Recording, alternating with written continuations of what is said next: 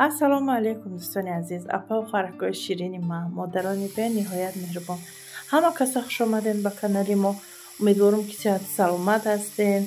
امروز ویدیو ما باشه سر میشه و از دهه چخلی که شما دنوار دیده هستین. آشتپا میکنیم، میخوریم، نان میپزیم، یک دنیا کارا میکنیم در دهه. همه ایره برای شما نوار کردگیم. چخیل اوگروی تیار کردگیم، آش اوگرو میگیم، آش توپا میگیم. هر منطقه تاجیکستان هر نمود نام میبرن، همین خوراک ملی خودمونه و هر گونه تیار میکنن. ما هم که باشم در خانه هر نمودش تیار میکنم، یک نمود نمیکنم، چند نمودش میکنم. خیلی یکی ای نموداش در ده تیار کردیم خانه آچه جانم ده و اینم خیلی شما در رفت ویدیو همه اکی را تماشا میکنین. ما در اینجا سلات کردستم، چخیلی که دیده استین پیاز ریزه کرده استم. هم خیلی پیازای میده که در سلات فکر میکنم که همین پیازی میده چقدر با مزه میشود، شیره دارک میشود. برای همین اینجا در پیاز، بودرینگ، پمیدار، زنجبیل همه همیو کاره میگیرم سلات تیار میکنم. هزار رحمت کلان اپا و خواهرکای شیرین ما برای دستگیری ها، برای لایک، کامنتاریا، برای پادپیساتسا، برای همه شما من میندارم. خلاصه که همه تونه دوست میدارم. همه ویدیوهای ما برای شما باوری دارم که ای ویدیو ایروزه ما شما خرسند میشوین، شما دا محقول میشوین. خوش رو تا آخری ویدیو همراه ما باشین. طرز تیار کردنی آشتپا را همراه تماشا میکنیم. در رفت ویدیو باز نامپزی و اگراتی و چجانم باز یک چند انم خیلی ویدیو اکای این تیرسنی را تماشا کرده میتونین. دخترها بین همه کسا آشتپا میخوریم. در جمع ریحان چندستم، یعنی من چی کدستنه زولت نکدستن، یعنی می دیگه من علاو کدستن و چه جانم کدی همه کسا از این سلطه کدم ریحان چندستم. بین همه کسا آشتپای و چه گیده اینجا لبلابو چندیم. خیلی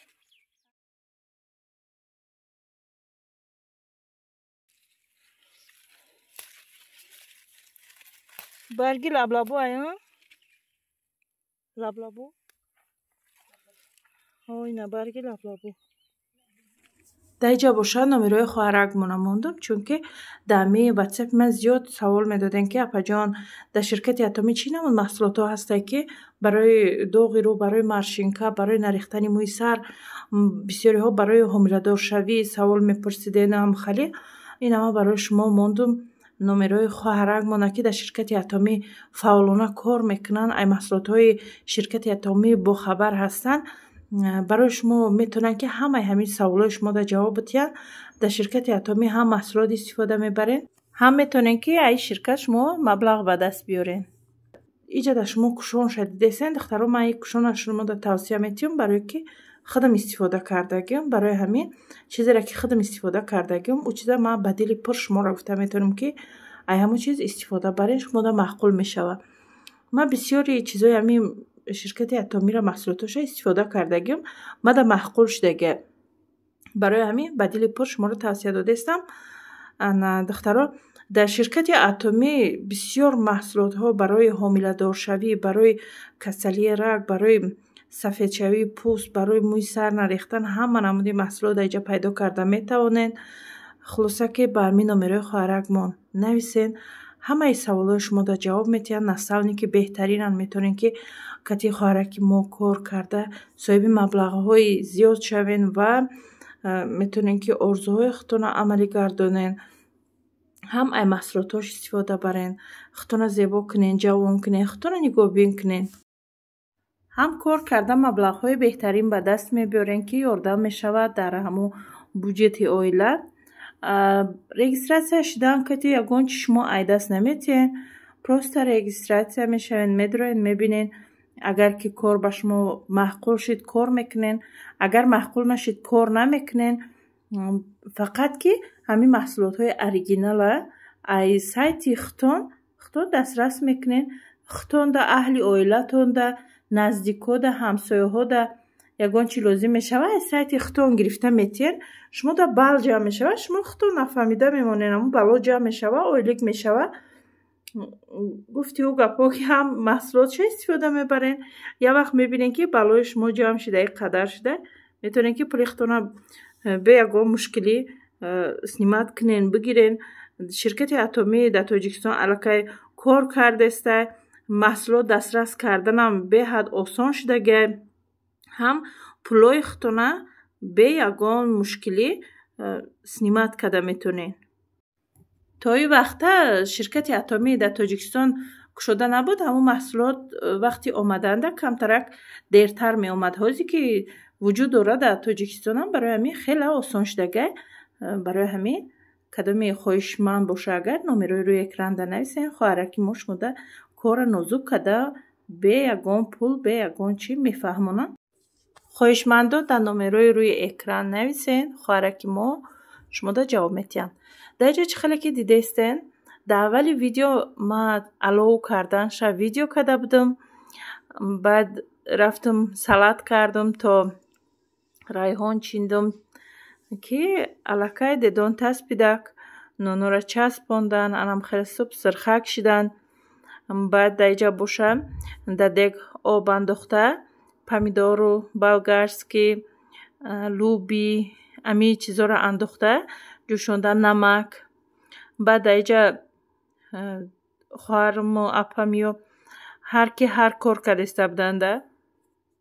اوچه جانم یک کار کدستیان با اپا و خواهرم یکتش چکه او کدستیان، یکتش زیلین ریزه کردستیان. هم خیلی همه خلاصه که یک کار نه یک کار کردستیان. یکی بینم که زوالا را تنک کدستیان، با گفتم به یکتش همه تنک کنم چی خیلی و اجازت نیست برای ویدیو کردن. با گفتم خودم ویدیو خودم تنک میکنم شما ویدیو کنین. بخیر یک دانه زولاش هم تنک کردم. در اونجا یک دنیا زولا بود، نمیدونم چند تا بود. بعد اینه در اینجا خیلی نونکای ما پختک با برایش منور کردم. این نونکا درنشده شیر بدک، آب بدک، روغن بدک. هم خیلی ده بهترینه دخترو. ایسا ایگو شیر میجوشی، ایسا در خمیرت میدازی، هر خوراکای با شیر میکنی، اکو در سکسیه را میکنی و دهخانی دیگه. این ای جگوریو را همسایه بهترین ما آوردگه. اینا با برایش منور کردم. اشتپا خری هم ما کسای اجا اشتپا میخریم باید. خداوند کریم عزت کار تکیان همه کاری که سر کردی خداوند که نصیب لوسی گردون نکرد. آمین. خداوند کریم سر پلاک شوی و پلاک شه همه کسا باخوریم همه کسا تو یای خوشوی شود روزای خوشوی خدا حاجی شوی اونگل تا در روز کدا فراز کنه که در جانم در جهان مسافری خدا نگهبان شود. خدا همه کس بخورد برکه یاد همه وقت پیش رفت شوی برای تو پرباری میخوام. رحمت کلام. آمین. الله اکبر.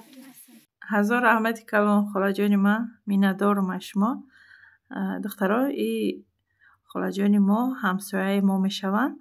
هم خیلی رو پروی دری ما انده در بزای اوچام شون رو پرو در بزای یوه میگن که یکی دیدم که آمدی همه کار ما پرت افتم. گفتم بستا که من اینجا جگوری را دوست میداره. در جگوری را گرفتم آمدم.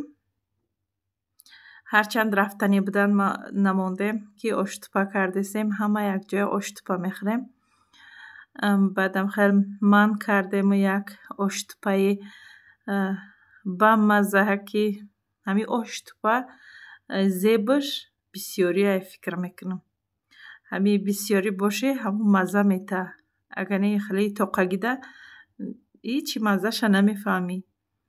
باور کنه هر باری اگر ما امی ده رفتنی میشم بعد پیشکی زنگ میزنم که خیلی ما میرم علاقه به اون میدونن که ما روم گوشت بریان کنم بگن. اگر ما میگم که نه اشتپا میکنه. ما خیلی بسیار نمیرم دخترو، تست نمیرم. ҳарчанд дур нест ай душанбе то исёр инқадар дроз нестаю. خیلی بسیاری بعد تست نمیرم برای که خیلی فرزنده چه خیلی پشت تربیت فرزنده و کار زندگی دیگه نمیتونی هر زمان رفته. خیلی گپای مرا زنها درک میکنن برای که زندگی ده نمیشه هر زمان هر کجا خواستی رفتن گیری. برای که با غیر گشتن با زندگی خطا داری که او زندگی را سر و سامان باید بتی. با کار و گیروی خچه داره زندگی. برای همین نمیشه که هر روز مقصد در ره باشه و خونه یا چاید برای بیایی و حقیقتی زندگی شوانه. با خیلی کار باری خطا داری در زندگی.